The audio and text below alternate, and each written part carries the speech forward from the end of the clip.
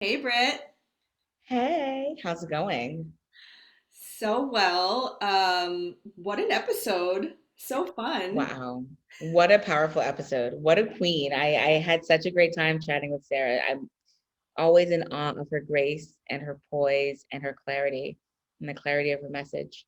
And I loved how the conversation was just so flowy. We were laughing at some points, we were getting fired up, and a lot of the things that she mentioned, I'm even considering right now.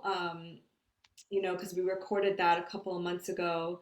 And by the time our listeners listen to this, it's going to be way past the time of even our conversation right now. So I'm just so curious and excited to see how the conversation still resonates a couple months from now. Oh, well, the thing about this, about white supremacy, about social justice, about creating wellness spaces for the BIPOC community is that it always resonates.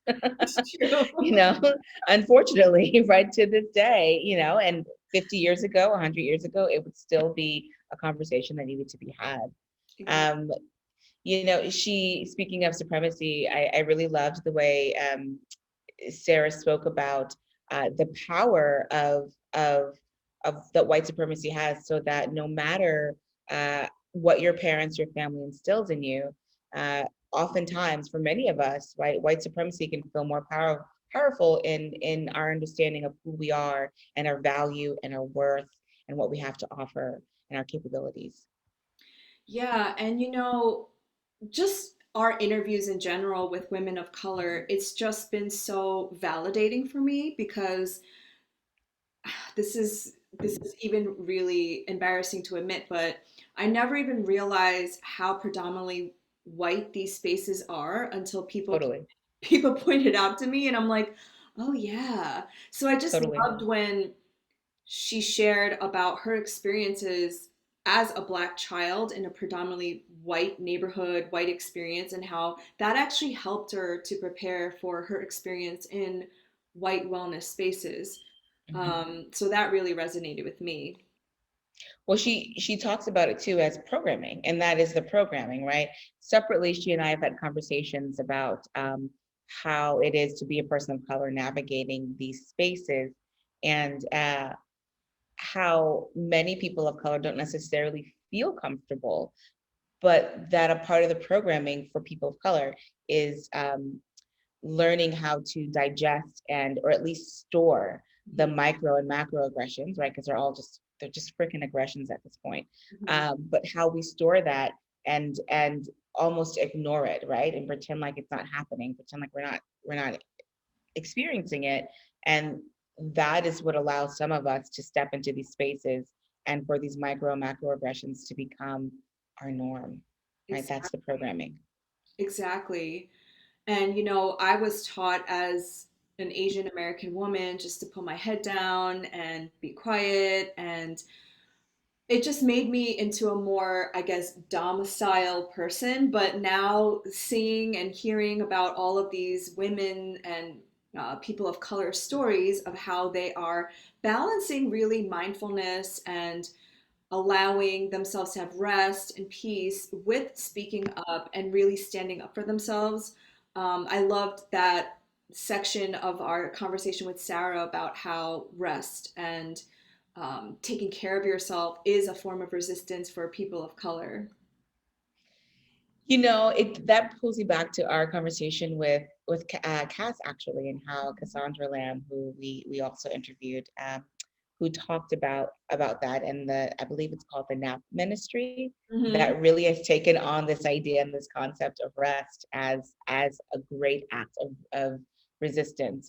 Sarah in our conversation, she talks about how she begins to wonder, will she be successful? Is she doing it wrong to just stand and exist with nature and commune with nature and just have these moments of freedom? and Hmm. and we're so programmed. uh, Sarah said that it's like it's tightly wound within this programming, and I feel like I imagine it almost like a vine that's sort of wrapping around us, kind of suffocating us a little bit, Yeah, which sounds dark, but this need to constantly work, and just shining light on that is the first step towards that freedom. Yeah, and at the time of this recording with us, the Olympics are going on in Tokyo right now, and Simone Biles, who we reference a lot during our interview with Sarah, withdrew herself from the competition because for her mental health. And I think also people of color, there's a stigmatism. Is that the right word? Stigma. It's stigma. Stigma. I was like, isn't that an eye condition? Yes. Astigmatism is an eye condition. Yeah.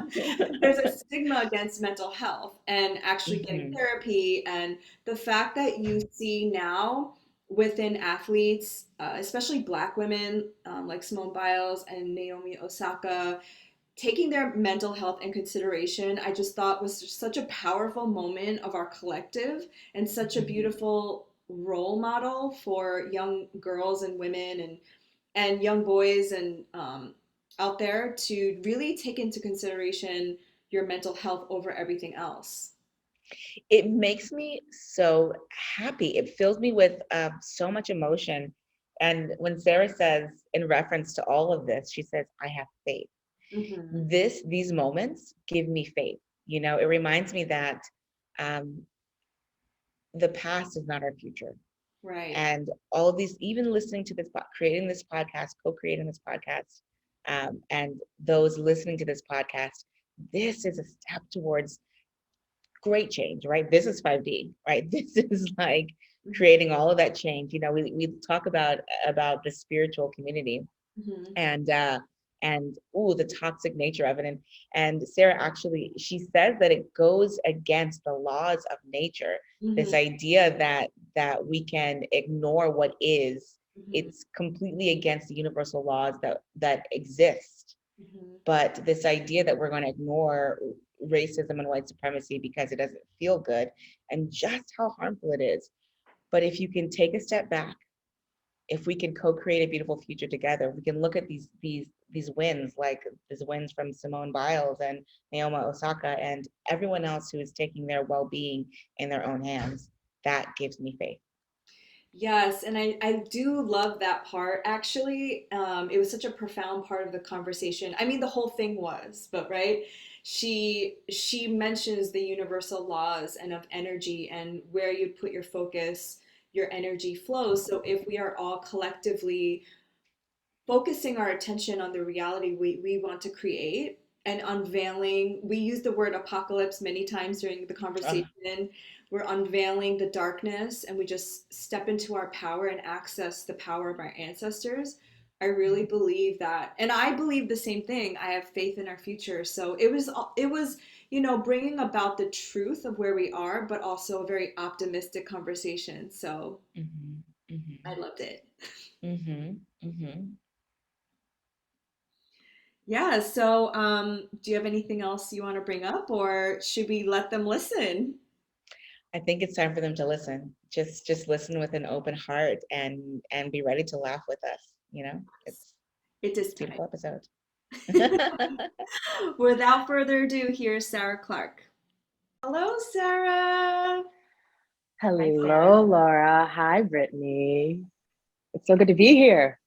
What an honor to have you here. Thank you for Um, having me. Welcome to the Work. This is a podcast hosted by Laura and myself, and we're honored to chat with you about all the things that you know. You are a wealth of wisdom and grace, and I just am so honored to be able to like share some of this with the world. Shine Mhm. your light on your brilliance. What a gift. Wow. Um, Thank you. mhm. Taking that in. Thank you. um, so I'm just going to hop into it. You know, you and I met ages ago at 3 years ago at an onboarding for Lululemon for the ambassadorship program, where you were a global ambassador and leading the class, the yoga class for that event for the onboarding. And I was just in awe of your grace and your presence. Um, and so getting to know you as a yoga teacher and holding space as a Black woman, as a person of color in predominantly white spaces, um, tell me your experience with that in general. Mm. Well, wow. As a Black woman in predominantly white spaces, I mean, that has been my life. That has literally been just what my soul was, has chosen to be birthed into. So it started way, way back in the day. I was homeschooled first, so super nurturing environment. My friends were, I mean, I had friends that were Jewish, I had friends that were Latina, I had friends that were Black, I had just an array, Asian, Indian. So all of that was in the mix. Beautiful. I remember I have a picture of all my friends. We were all standing in front of my house before I moved to Northern Maryland. This was in Syracuse. So very diverse, wonderful. All ages too, which is like an anomaly. I don't know how that happened. I was like playing with middle schoolers and I'm like 7 and it just worked. So anyway, fast forward to Northern Maryland where we moved when I was 9. We moved into an all white neighborhood and we were the only Black family there. And my parents would joke and say, I hope they don't, it's not really funny, but they would say, I hope they don't burn a cross on our lawn because, we're in what now is very developed, but it was kind of country there. Like there was cornfields, there was farmers markets. I mean, there was a place where you could go and get fresh corn and you just drop your money into like this locked box and like take your corn and go. So very like suburbia, but like still kind of rural. And so that was my first experience of realizing that, wow, I'm Black, like I have brown skin and I'm going to be treated differently. And I didn't really know how to, I didn't know how to navigate that.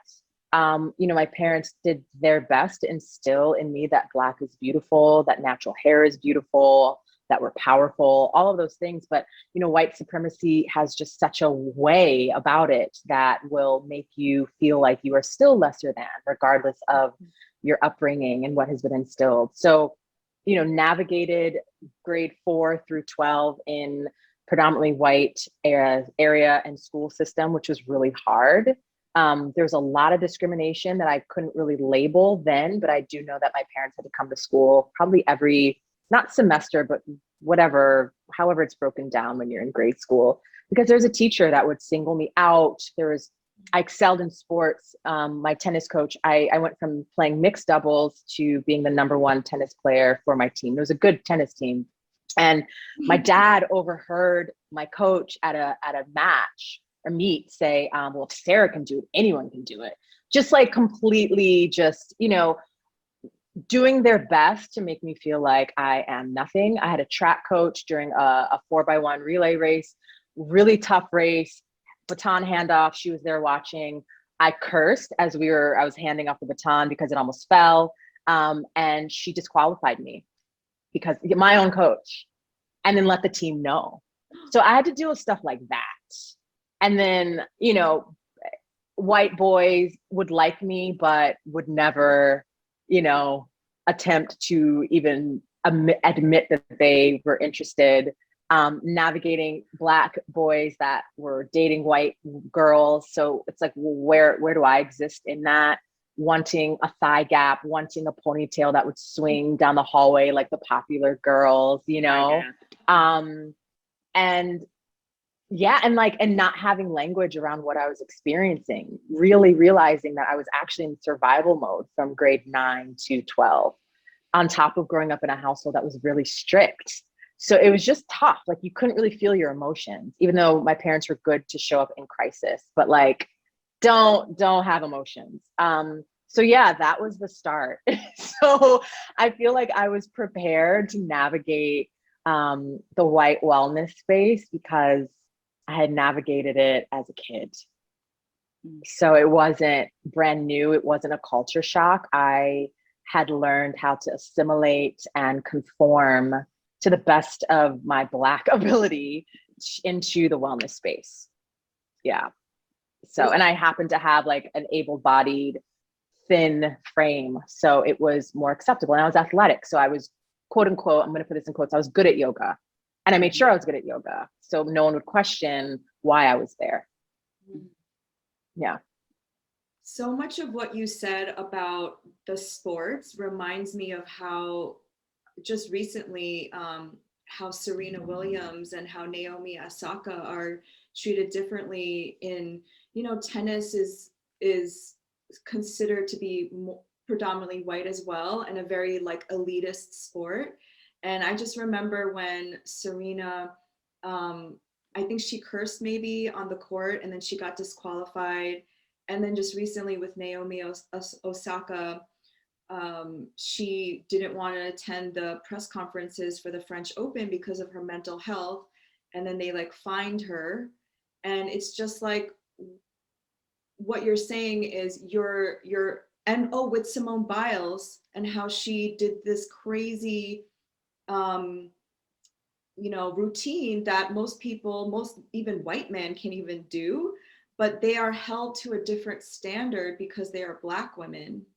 And it's almost like, okay, well, where are they supposed to go? Like, what else are they supposed to do, um so yeah, just bringing it back to that um concept of like, I don't even know if I have words to describe how frustrated I feel. Mm. Black women. I mean, I think it's really, for me, healing in a sense, because I've been gaslit my whole life. That, my feelings aren't valid, that I'm not good enough, that uh, just all, I'm a threat, just all the things. So being able to have technology that allows us to peek into um, the reality of things is great. Um, Knowing that Black women have always been held to a higher standard, and this traces back to the enslavement of, my people, is, it's directly connected to what we're seeing now, and how, and I really try to consciously say enslavement and not slavery, because these people were enslaved. They were human beings plucked, and they were like cream of the crop too. Mhm. And so I grew up thinking that, like, oh, just slaves, digging away and working and getting whipped and tortured. But it's like, no, like the colonizers came and like assessed and like picked the cream of the crop to pack onto ships and to utilize their technology and their information and their training to, support profit that we have yet to reap at all. So yeah, it stems back to slavery, and how Black women, whether they're pregnant or not, or enslavement, would still have to work just as hard as anyone else. How Black men were broken, and Black women had to step up and become the head of household, and were still deemed as difficult and sexually deviant and wild and untamed. And so yeah, it's still showing up now. I mean, the fact that Serena Williams, in all of her excellence, is still questioned about being a man. She almost died in childbirth. Like, it's unacceptable what is still happening. But at least we have language now and conversations around what the world is getting to see. Yeah. I was watching, and I'm not going to get too into this, I promise, Sarah. Laura, wow. I just called her her sister, but I'm not going to get too into this, either of you. But I was watching the Real Housewives the other day. This is a little embarrassing. Oh gosh, but no worries. Listen, we all need guilty pleasures. Yeah, this is it's rotten my brain a little bit. I feel but like this conversation finds it keeps me coming up. It does. Like, does. I'm ready. Tell me. Yeah. So I was watching it, and this season, all the Real Housewives thus far really sort of circle around discrimination and racial inequity, and the lack of awareness that we've all sort of seen and known about, especially in the world where women, specifically white women, are very wealthy, and they've never really touched on racism or racial issues thus far. We've seen little things here and there, but have just, it's the norm, right? These microaggressions, which are technically macroaggressions, are normal, right, to us. But, and I sent Laura a voice note about this yesterday, because I was just getting super up in arms about it. But as I watched the way that the women of color, and there's obviously a great deal more women of color this season than ever have been, lots of new women introduced because it is in vogue right now to be a woman of color and to speak about racial issues. You can see the ways with which the women are not allowed to actually use the language, the appropriate language around the aggression, so that they're only kind of dealing with the issues, but in a way that doesn't offend or doesn't that's really sort of supports and upholds white fragility. And you see the fragility in the show. You see when people overreact and have these like outbursts and these like highly like these reactions that appear provoked, but when you look at the discussion are completely unwarranted. And it and the ways that the women of color have to step back and apologize and pat on the back and walk away giving the hyper fragile white woman a hug, though she has said things that are incredibly harmful, not just to the person that experienced them, but because they're on TV and because we're living in a world where everyone experiences this, that ripple across the board, or across the world, really. And I guess what I'm breaking this up is to ask you about your experience with in dealing with this in these spaces when things like this come up, as a woman of color and a woman of color who's been forced to assimilate in order to survive and thrive. How have you dealt with these microaggressions and subsequently the emotional fragility of the people around you? Mm.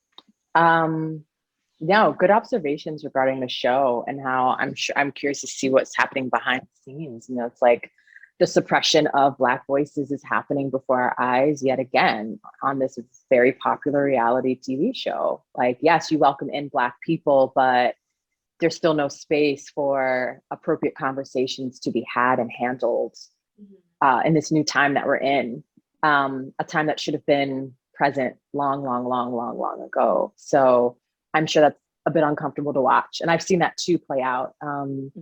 So yeah, I could go into that. I had to turn off a reality show because yeah, it's just, it's a lot. And it can be so subtle. So it's like the programming continues if you're not aware of what's actually happening before your eyes. And that is the goal. You know, this society wants us to stay asleep and unaware and uneducated and numbed out. So I really didn't have language around, like, I didn't know that a microaggression was a microaggression. I feel like all these terms are so new. I'm still learning them to label my feelings, which is hard and deep and like, whoa, giving myself credit for the trauma that has been inflicted upon me throughout the years. And let alone my parents' generation. They grew up in Jim Crow South. I mean, my mom and my dad drank out of colored only water fountains, and my dad's uncle who raised him had to flee the South. I mean, they did the Great Migration. He was a brilliant farmer and he had to leave because he was so successful. He was threatened, like his family would be killed if he didn't leave. So with all of that, I think in my DNA, there is this fight flight response that happens, which can cause me to shut down and also people please. And sometimes laughing things off or handling it with quote unquote grace in the moment, but like later on or that night being really angry and then having to navigate that anger when everyone else is you know going about their life. So I don't have an answer. I think I'm still in process because there's still this trope around, you know, an angry Black woman, but we're constantly being provoked. We're constantly, our features are being appropriated. You know, it's cool for Kim Kardashian to wear what she called Bo Derek braids, which are also actually Fulani braids, I believe. Kylie Jenner, and I don't even like the Kardashians alone is like the epitome and the definition of appropriation and how white women can rip whatever they want off of us and utilize it. I mean, they did this during enslavement times and now, and it's fine. So I'm in process, and I'm on an island that reflects me, a brown island of Grenada. So I'm actually very grateful that during the uprising that has happened Black Lives Matter that happened last year, I was here. Mhm. I was on a Black island, able to navigate all the feelings that were coming up. I don't know how I would have done in the States. I really don't. I don't, but I think it's still a process of speaking up, and it's still not safe to speak up. So, but like, is it worth holding on to your anger? Because what's the saying? Holding on to anger is like drinking poison, expecting the other person to die. Mhm. So it is a practice of speaking up. But and for me, speaking up quickly, I need to process things first often. So I don't have an answer. I think I'm still in process right now. And perhaps one way I do this is some of my posts just talking about my feelings on the gram. Yeah. I think it's different when you are holding the space, right? If you personally were holding the space, you are the leader, you are the person that's containing the flow of the group. But when it's a white woman holding the space and you are a member of that space and there's harmful things being said and you don't hold that space. So it's almost like you either can leave, like the fight or flight, as you mentioned, you leave, or you can speak up. And I find being in that position is harder to navigate sometimes because it's not your space. So you almost have to gauge how, when you speak up, or if you just leave, how you're affecting the energy of the room and of the space. So, can you speak to that? Like, have you ever been in spaces where you've been forced to speak up, or you were just like, forget it, I'm just gonna leave? Mm, I think I've actually been kind of blessed in my yoga career and like just like as a practitioner where I felt pretty I don't want to say this because I also think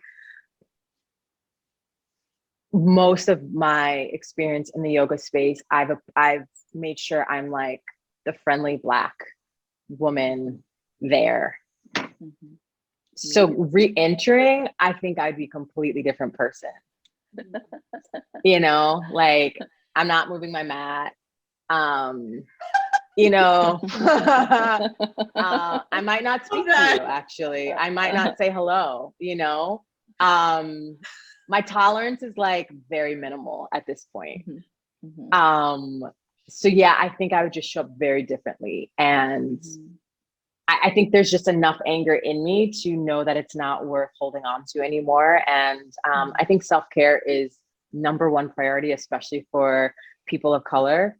So yeah, if something's not feeling right, I think it's okay to leave. I think it's okay to say something and just remind yourself that like you don't have to prove to anyone why you're there or how you got there or how you found out about yoga or anything. And I also think it's just it's time for people of color to create their own spaces instead of waiting for white folk to find the empathy to understand our lived experience. Like it's not happening. I know for some, like there are allies out there for sure, but in general, there is a problem with the lack of empathy, and I think that also stems from the trauma that white folk had to go through to desensitize themselves so much that they saw me as less than, you know, a dog, right? Like I was less than human.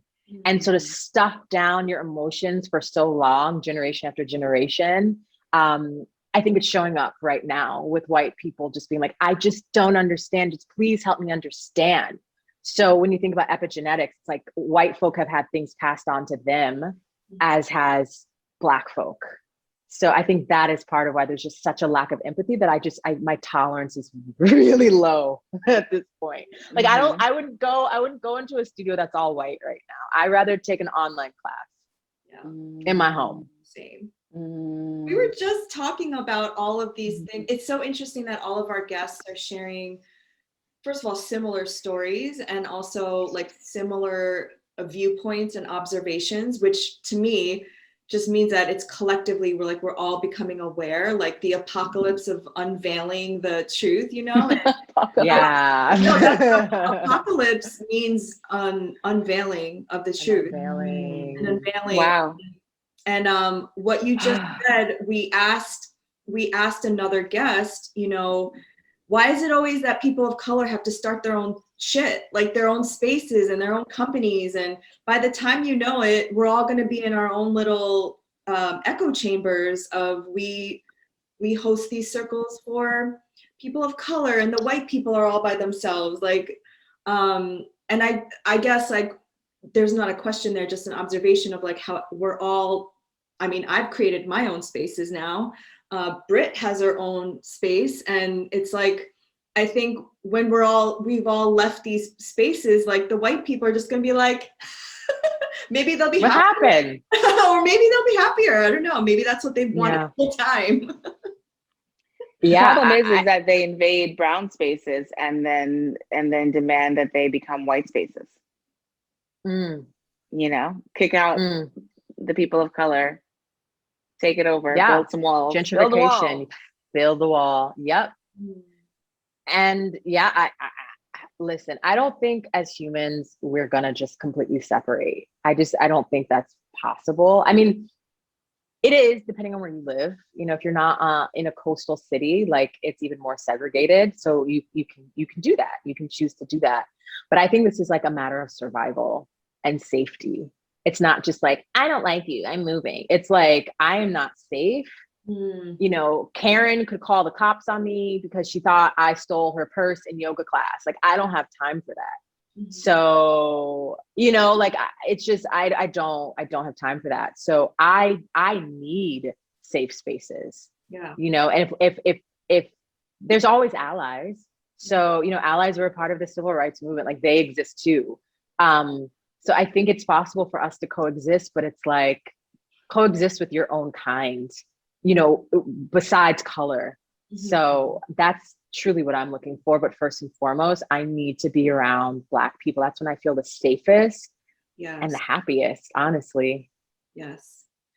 I actually had to consciously uncouple with a white friend that I've had for 30 years. And it was around this issue of safety. And she was centering herself, and I was trying to talk to her about white privilege. God forbid I say white privilege. Oh my God. It's like, and white supremacy. And I just finally said, if it's not my job to teach you about your whiteness and your white privilege, if you want to be my friend, then pick up a fucking book, like read about it. I'm not here to make you feel comfortable. I'm not here to educate you. You're a fucking teacher. Like, learn it on your own. And when you can create enough safety for me and to be your friend, then that's where we can move forward. And it was like the first time I had to have that like hard conversation with her, because I also grew up in a very predominantly white neighborhood, and it was about safety. You know, it's different for me. Like, I have to think about, if I'm going to go to New York City, how am I going to get home? Is it going to be too dark? Maybe I should get an Uber. You know, how can I cover my face so people don't see that I'm Asian? You know, it's just different for people of color than it is for a white person, you know? There's no comparison. It's not even different. There's just no comparison. This reality that we live in has been created for them. Yeah. And I think also, I have like one white friend now. You know, it's just, some have just fallen off because they just never showed up during this time. And again, like lack of empathy. Like I couldn't imagine if the roles were reversed and white people were just being shot left and right. And you're literally seeing these modern day lynchings unfold on your iPhone. And like, I don't pick up a phone and call my white friends to say, hey, are you okay? Yeah. Like, I just, what, you know? And again, it's like the labor and the work of people of color to just, even for you to say like, this friendship doesn't feel safe is exhausting. It's exhausting that you have to tell someone to like, pick up a book, literally Google, start with like, what is racism? Mhm. Google what is white supremacy. Just start there. We Google everything else, and somehow it's just like some crazy Einstein math equation that just no one can quite understand. It's so But continues to blatantly there. perpetuate. Yeah. Yeah, exactly. But again, it's like the programming is really deep, and how malleable the mind is to believe in certain things, and how scary it is for the ego to let go of the very thing that is really killing us all. Like, it's that tightly wound within. It's so crazy. And also how I am still wound up in white supremacy in my own ways still, and how that shows up. I'm sure for you, Britt, as well, for both of us, everyone here, Laura and Britt. Yeah. So it's a constant unlearning that I'm in process with. It's deep, but it's beautiful and it's necessary. And I'm grateful that, we are our ancestors' wildest dreams, if you will, to be able to have language around all of the atrocities that we've been through and are still experiencing, and platforms, where we can speak. Yeah. Do you find that there is a really tough placement of, not responsibility, but I can't find the word for that, but I'll give you the context, where people of color, if people of color don't explain and sort of, I mean, for lack of a better term, teach white and white presenting people what racism is and what the problem is, that they will, and allow them to continue to live in these predominantly white spaces, that it just will get worse, that they won't actually get it, they won't have the wherewithal to figure it out on their own. So you're saying, like, should it still be our responsibility to educate from like the Black experience, the person of color, the Asian experience, the Latino experience? To an extent. I mean, there's books out there, but when questions come up, when people come to you, what is your response? Do you feel like it's not a responsibility, but it's almost like it's something that almost like our burden, kind of, to have to, in order to create change, that we have to express and teach? I think part of our exhaustion is the constant holding of space for white tears. That's I mean, Right. the trauma, right? Like, just activists dying early and young because of the stress involved in the education. I think to each his own. I think some people are born to be the ones on the the soothsayers, if you will. And I think you have to pay attention to like how you like what part you want to play in the revolution, personally. And I don't have the energy to like call white people out, because partly because I just don't want to deal with it on my platform, just like the comments. I just don't. I'm keeping the focus really on myself. Like, that for me is an act of resistance and resilience. And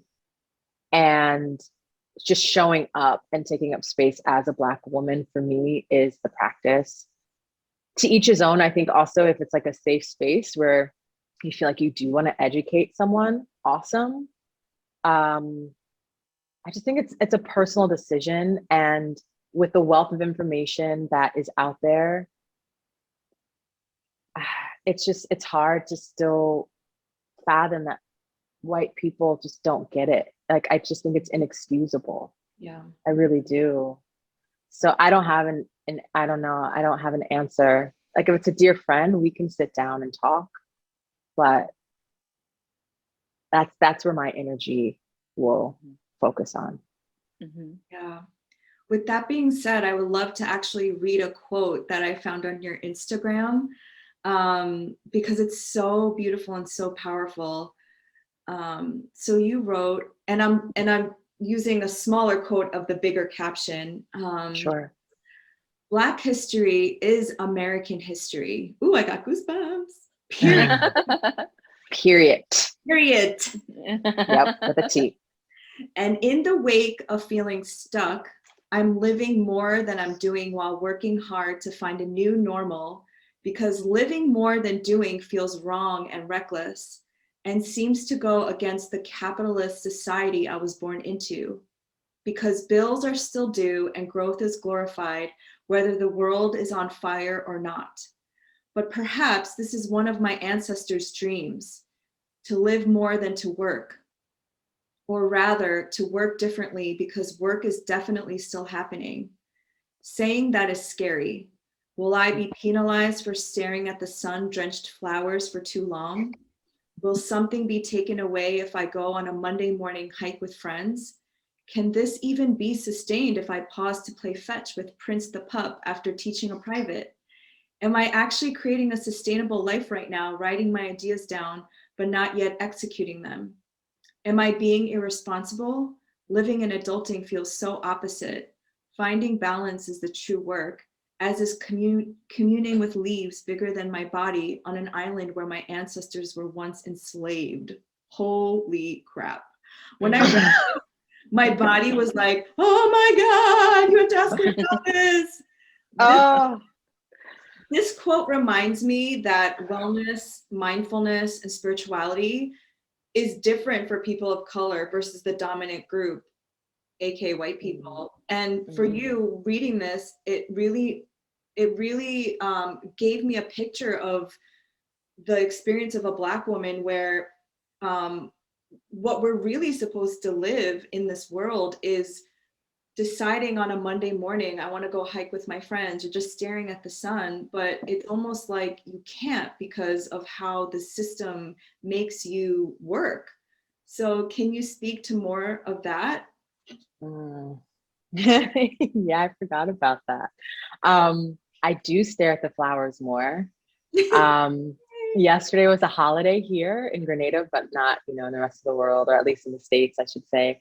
And I have a program I have to launch, but I decided to go on a waterfall hike with a friend who invited me. And I chose not to feel guilty about that. I'm just working on pouring into myself. And yeah, being in Grenada has been transformative in so many ways. And the slowing down, especially during quarantine, but just this life versus New York City life, it's just so different that I'm still aware of the anxiety that I have on Mondays. Like, it's still in me. It's only been a year and a half almost since I've been out of the States, but like, just that in the go time, like there's no time to rest, especially when you think of just historically for Black people. Like, you don't rest, you work day and sun up, sun down, and maybe through the night.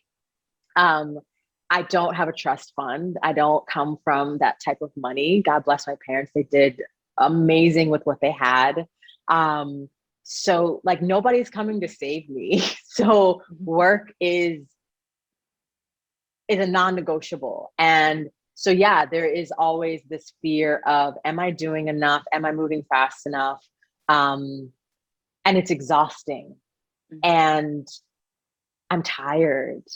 And I think I was just so appalled that while during a global pandemic, we still had to work and figure out how to pay rent. Like, what?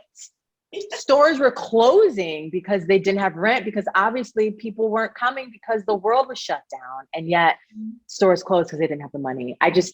That just still blows my mind, that there's no support, there's no ease for anyone really, let alone a person of color. So what I feel like I'm doing in Grenada goes against everything. And yet my life is so much better for taking some risks and saying no to a whole bunch of stuff. I said no to so many things last year because I just felt it in my body that it wasn't right, or the contract was really bogus, or, as a Black woman, you're also not paid as much as your white counterparts. So you also have to work that much more because you're not getting as much money. And I don't regret any of it. I don't regret any of it. And I hope just want to see more people finding ease, because what we forget as humans is that we actually run this. We really do. And if collectively we all said enough is enough, or like, I'm not going back to the office, or I'm not putting my 3-month-old in daycare because I have to go back to work now and I don't want to. I think if enough of us stood up, things would change. But we're so wrapped up in this system that we don't even realize how robotic we have become. So the unlearning that I've been doing here is hard and scary. And, I'm not making as much as I was in New York. My career is completely shifted right now. But I think that's where faith comes in, because you just have to feel into like what actually feels in alignment, and knowing that you're going to be cared for. So it's a whole bunch of things. It's a whole bunch of things in there. It's a whole bunch. Yeah, but I just want us collectively as a society to find softness, and specifically for people of color, just finding ease, just like Naomi Osaka or Osaki, the tennis players. Osaka, thank you.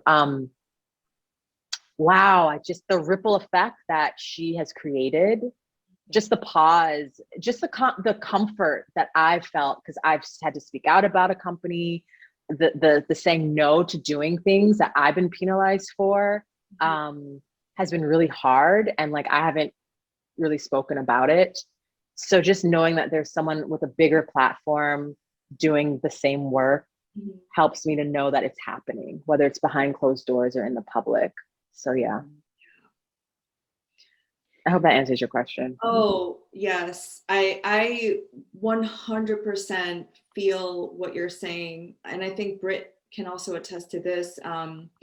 When the global panorama was happening, I like Panorama. panorama, the pandemonium, the pandemic Lovato.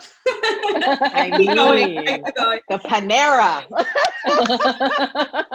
Oh my God, sorry, continue. It was the first time in my life I like rested. And I shared this on my Instagram and on my podcast, that it was the first time like my body rested enough and felt relaxed enough where I could like poop regularly. Like that. Yes. I was like, what? My body system was just so on the survival mode of let's go. It was on so much cortisol and adrenaline that it was like the first time that I just like, first of all, got 8 hours of sleep, and just was like, the world just shut down. I can't really work, so might as well just rest, And I forgot what it's like to have like wake up in the morning and feel rested. Like just that is an act of resistance. Like I'm not gonna force myself to log on to anything, do anything because of survival, but just for pure pleasure and joy and happiness. Facts. Yeah, I remember like it was either like getting on the train on time or like pooping sometimes in New York, like legit. Oh yeah. Right? Like it's gonna be the train. Like what? Yeah. Insane. Absolutely insane. Thank you for letting me share that information. It's like, if you think about it, pooping is like such a like root chakra like thing, right? It's so, the toilet paper thing, it's so primal. And the fact that we have to adjust the pooping to get to work on time is to get to work. Bananas. It is. And so I have faith that there is a reboot happening, because so many of us slow down enough to realize what's most important to us. Like I do have faith in that. And it makes me sad that like, I'm putting this in air quotes, but like the world is reopening. Like it just makes me a little sad, because it's like back to normal, everyone. Like what? The trauma of this past year. And all of a sudden we're like, oh, back to the office and everything. It's just, and some companies aren't even giving their employees the option. Do you want to stay at home? You were performing well there. Like, what would you prefer? It's just really sick. Like there's a serious sickness in the patriarchy, obviously. So yeah, it's wild, but I'm eager to see how we stand up for what we need going forward. You said something really interesting and you sort of brought it back a few times, this idea that we are not able to speak up. And you mentioned it specifically first with people of color, where you said people are afraid to speak up. And you sort of weaved it throughout our conversation. I'm curious, do you think that we're like, because you mentioned the reboot, that we're in the process of learning how to speak up for ourselves, the collective we? Um, do you think that that's coming, or do you think that's something we'll ever be able to do? I think we're doing it. I think just our conversation right now is a part of the revolution. Um, I see more Black women and men talking about their lived experiences. I know I am. I still tread lightly because I have so many white folk following me that I'm still just like, oh, don't want to rock the boat. Like that's still ingrained in me. Mhm. And then you have like the Rachel Cargills and the Rachel Ricketts and what's her name? Sonia. Forgot her last name. Bless me. Sorry. But there are, what is it, like shaker uppers out there to remind me not to be complacent to the best of my ability while I'm still healing from conforming to a white society. Like I literally had to, in a sense, growing up where I did in Northern Maryland. And I do believe, and this is why I refuse, I don't watch a lot of news. Like I'm okay being a little ignorant to what's happening in the world because are you here? Yeah. Sorry. Because like it's all a part of the programming. It's all a part of the programming to the brain, to our brains. Like we're like little batteries helping to generate whatever the evil powers to be want us to generate. I do believe. Like even like the top, I'm sorry, I'm going off topic. Okay, let me focus. It's okay. I actually wanted to hear where this was going. Okay, cool. So I've had this theory that like Blockbuster, like all the movies that we go see are just like literally desensitized. Well, obviously they're desensitizing us, but they're also programming us because like our thoughts create our reality and our mind doesn't know what's real and what isn't. And so like all of these apocalyptic movies, I think have prepared us for what we're going through now. And we're still kind of complacent and like, okay, we're still like shuffling forward with it all. And I think like even the talks about the UFOs right now and how, now, the US is concerned about war from these extraterrestrials. It's just like, wait, what? But they programmed us to be like aware of this concept from all of the movies that we shuffle into the theaters to see. So it's like they're feeding us what they want us to manifest for them because our thoughts create our reality. So and while desensitizing us as well. I don't know if this makes sense. It's a theory that like it totally does sense. it? Yeah. And so that's why we have to be really careful with what we're listening to. I think I've always said it, crack is the new cocaine, or crack music is the new crack in the Black community. We really have to be aware of what we're putting into our bodies. So with all of that, these modern day lynchings that you see, these police shootings that we see, Black people dying in their sleep while buying Skittles, while having a toy gun, it's desensitizing us. It's trying to remind us that we're not safe. The shooting of in the nail salon, like reminding Asians, like, you're not safe either. It's crazy. So I think it's a battle of like, oh my gosh, I could die just driving my car. But like my silence is also killing me too. So for me, it's just like this constant battle between like, I want to feel safe and continue living, but like, this is insane. And they want us to be quiet. They want us to shut down. They want us to just shuffle along. Yeah. So it's a fight for me while living in this crazy reality. Sometimes I'm like, soul, why did you choose this? It's hard. It's hard, but beautiful too. Yeah. And this is the work, like meditation and mindfulness and breath and sound and, just plant medicine, like all of these different things that crack us open and bring us back to our truth is also the goal. Because also, speaking of movies, when you see, like, I don't watch a lot of TV I don't have a TV. I watch everything on my laptop. Shout out to being homeschooled. My parents were like very deliberate with like what kind of TV was in the house. Anyway, that's a whole thing. But anytime there's a conflict or just emotion, you have to drink. Mm-hmm. You have to pop a bottle. You have to have a glass of something poured. And so again, it's programming us like actually numb out, everyone. When you're feeling anything, numb out instead of sitting with what's actually happening inside. So it's just deep. It's really deep when you are in practice and then aware of what we're being fed. Wow.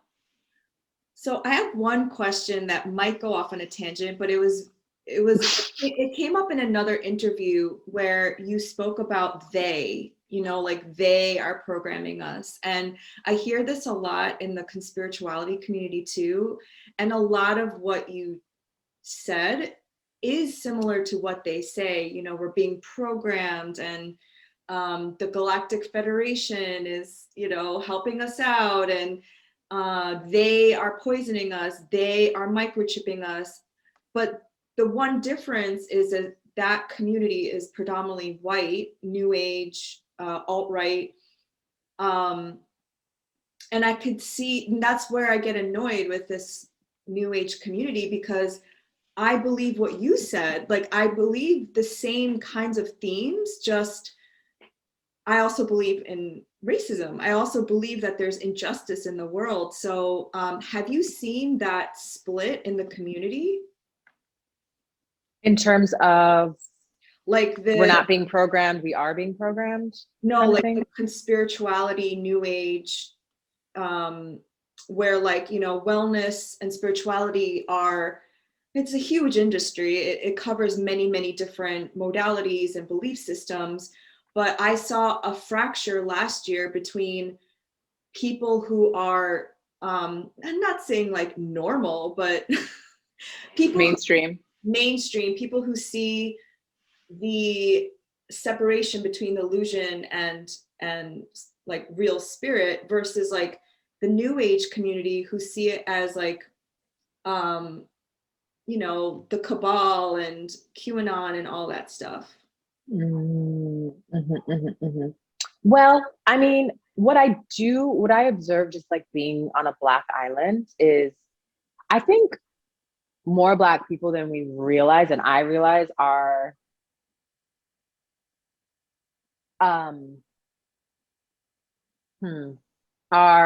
suspicious with what is real and what isn't, and how to protect themselves because of what we already know to be true. Like, even in terms of, and I don't want to get into like the vaccine because I think it's just so polarized, but just even in terms of like feeling safe to take the vaccine, there's more hesitation here than, let's say, in the States. And I think there is a conspiracy theory aspect to being Black, because we're told one thing and then something else is happening to us. So it's like, how can you not be a conspiracy theorist when, like Tuskegee Airmen, which is a classic example of like, we're going to give you this shot and then like, we're actually infecting you and you're going to be a case study, actually. I can't not be, because the system isn't for me. I don't trust the system. The system is broken. It's broken for me. So I don't know if that's answering your question, but I think more Black people than we realize are free thinkers and are doing their best to survive in the society while protecting their family. And I'm not saying like, don't get the vaccine or anything like that, but there is more of a pause before jumping on board, which is what I'm aware of here. And for me, that's refreshing, because we are awake and we're paying attention and we're remembering, and then making sound decisions of like, okay, what do I actually need? I'm immune compromised. I'm getting the vax, so I don't think we're as asleep as sometimes it feels. Yeah, I think the one difference in that community is that they don't believe in racism. They don't believe in, and maybe you've been away from this whole, because you don't watch, the news and stuff, but there is a contingent of wellness spiritual people here in America where they are conspiracy theorists. I also believe in conspiracy. I believe people conspire, but they say things like love and light and we are all one, all lives matter. I don't see color. And then there you have those people in those spiritual groups where they're like, racism doesn't exist. Like, they deny what is. Yeah, and I'm aware, like I watch the news enough to like know what's going on. I scroll Instagram enough to know what's going on. I was gonna say, yeah, over Instagram, you know. Totally.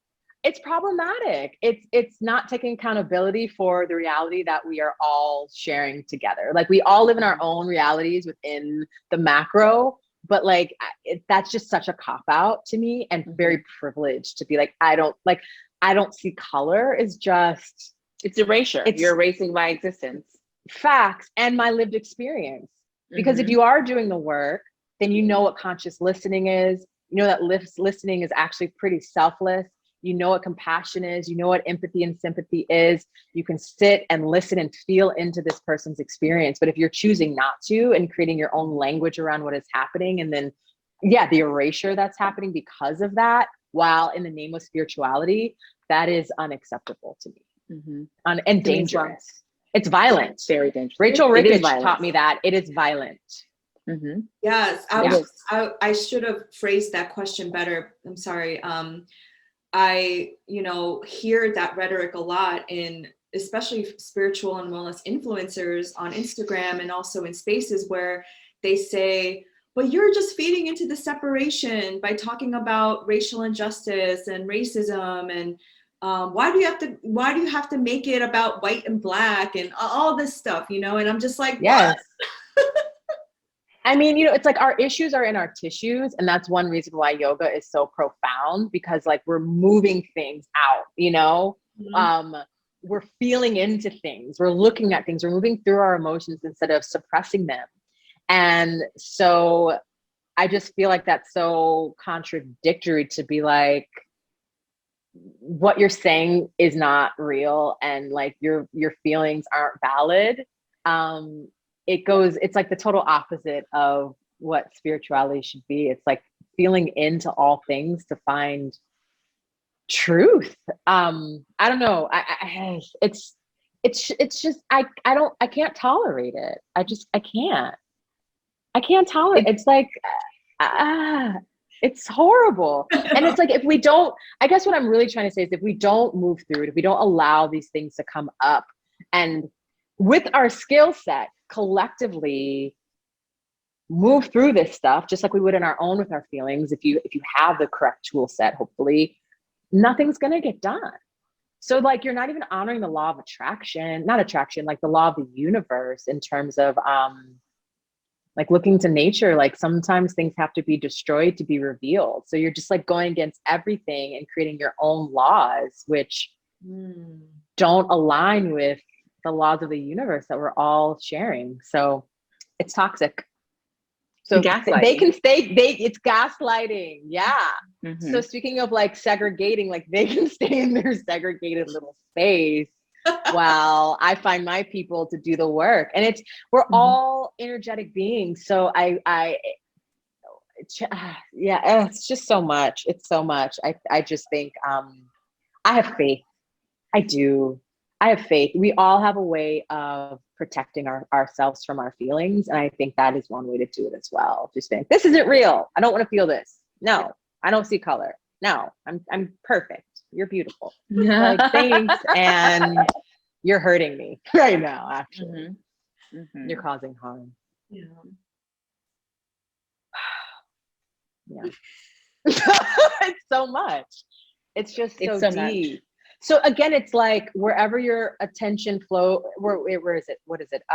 Wherever your awareness goes, attention flows. So I think like within the wellness space, and who's in your community, who's on your Instagram feed, it's like, well, what do you want your energy to feed into? And if it's not serving you, then like bow out and create the reality that you want to see, because collectively we are recreating it together. So if we can continue to feed ourselves with light, because there is darkness and light. You could say like the them, the they that are desensitizing us, like you could say that that is the darkness. Mhm. I don't think it's irresponsible to say like I'm focusing on the light, because Mhm. we really do need more of it, whether you're in your corner doing your meditations every day and that's the way you deal with it, or whether you're in the streets with your signs protesting. I think collectively we have the power to continue to shift the reality that we're living in right now, and the system that we're up against. Well, you think about the way, I mean, I love that Laura expressed what apocalypse actually means, because you think about the ways with, which is like lifting the veil, is what you said before, because the ways with which like this renaissance of civil rights and activism, which again isn't new, but we had maybe about 6 years ago, we had the first rise of in protest and collective awareness and collective protest and collective interest in shifting. That is, you know, us beginning to pull the veil up, you know, and it's a heavy veil, so people are really trying to like lift it up together. I think that now that we understand that, we can all together create a better reality, but we didn't all together create this reality. We're just all tuned into this reality. Yeah. Yeah, we all now, not all, but so many of us we're awakening. I mean, didn't they say 2020 was like the veil between light and darkness is really thin? Yeah. I mean, it is, you know, when you think about like the veil being lifted. Mm. But yeah, I think, yes, there's more of us charged in a different frequency that are, whether we realize it or not, on the same playing field, thinking very similar things, wanting the same thing.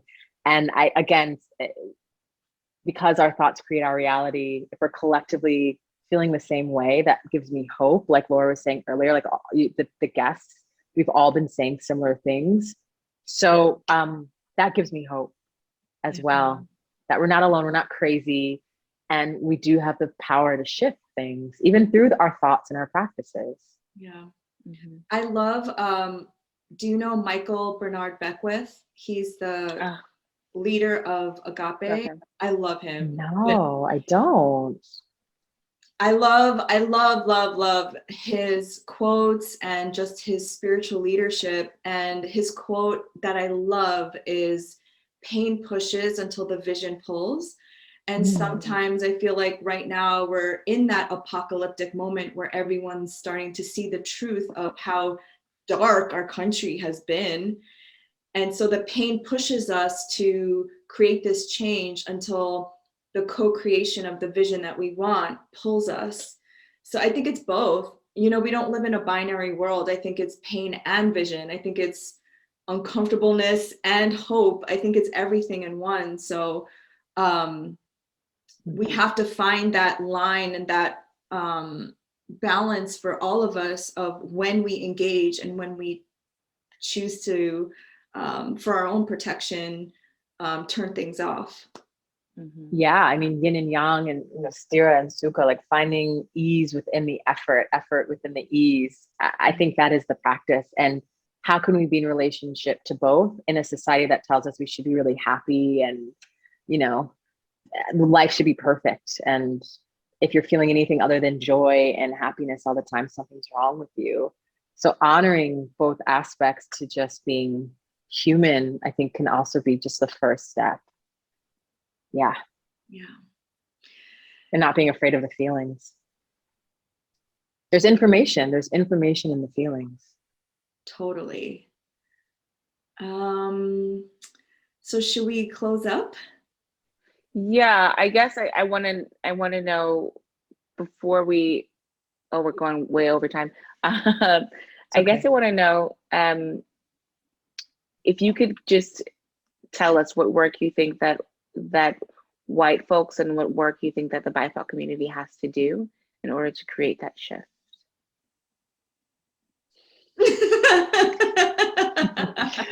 Oh gosh. Don't hold back now. Listen.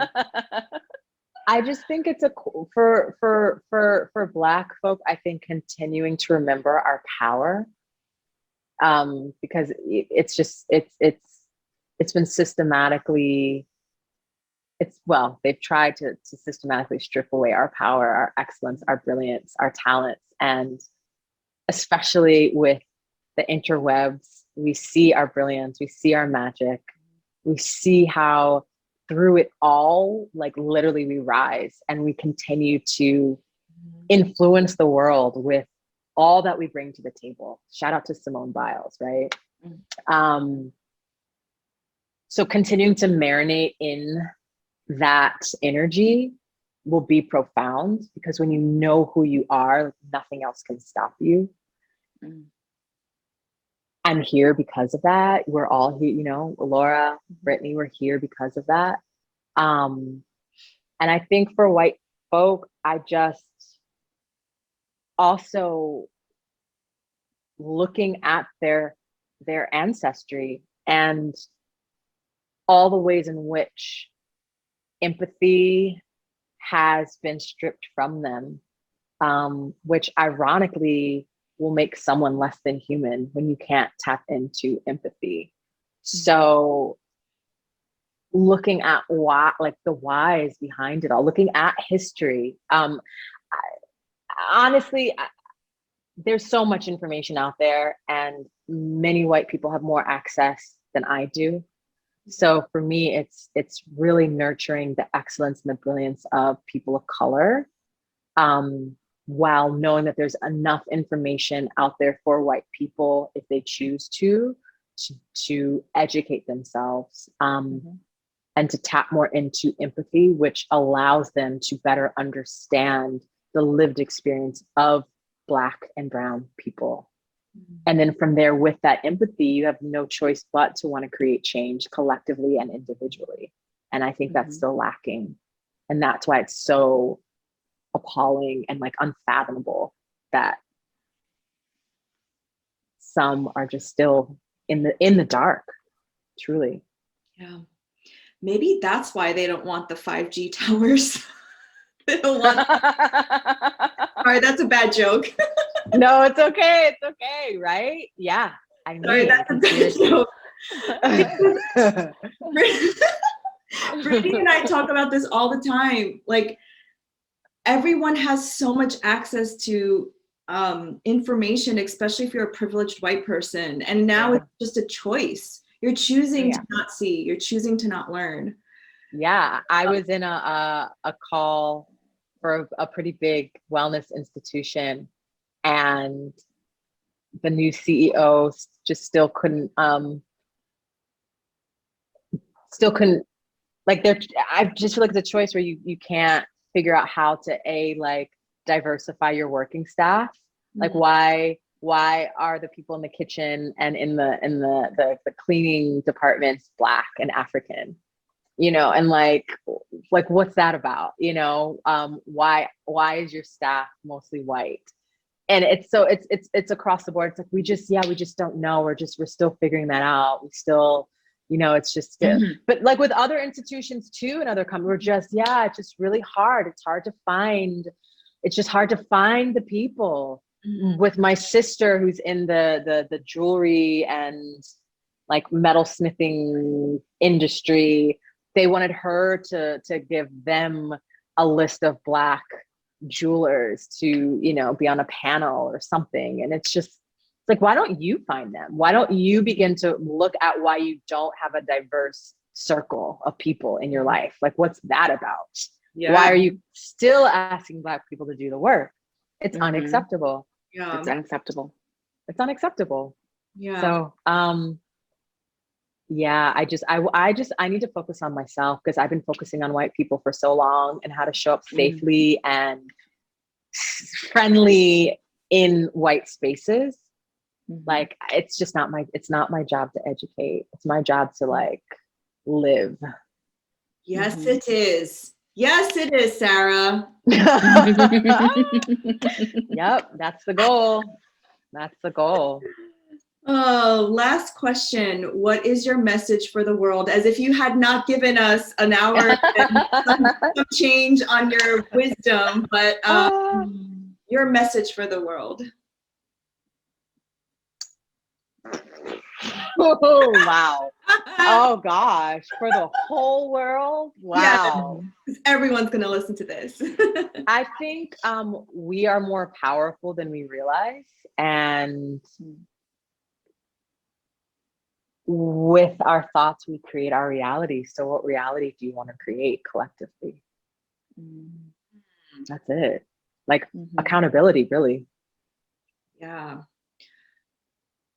that's beautiful. And you know, when we're not all gonna be free, when we're not all free. Facts. Yeah. Facts. Yes. Yes. And also, I love the quote by Rumi, what you seek is seeking you as well. So knowing that our hopes, desires, our dreams, our visions are within reach, and they're waiting for us to step more into our power to access them. So the vision, the dream of how we want this world to feel is, I think, I do believe it's possible. I think that's part of why we don't give up. That drive that we just have as humans to keep going is pretty remarkable. Yeah. Yeah. Well, thank you so much for your Thank you. time. Thank you for your wisdom. This was such a beautiful and fun conversation. It's Wow. amazing. Thank you for firing me up today. Oh my gosh. It's thank you. And thank you for creating a platform to have these conversations and for having me. And I hope I made sense. I always leave podcasts like, did I make sense? Oh yeah, you blew me Okay. away. Yes. Oh wow. That's Okay. If I reassuring, blew yeah. you away, that says a lot because you're amazing. So that's cool. Thank you so much. There's just, I mean, you could talk about this for days and days and days and years, which we have been. So we're a part of it. So Yeah. bound to you both. Thank you so much.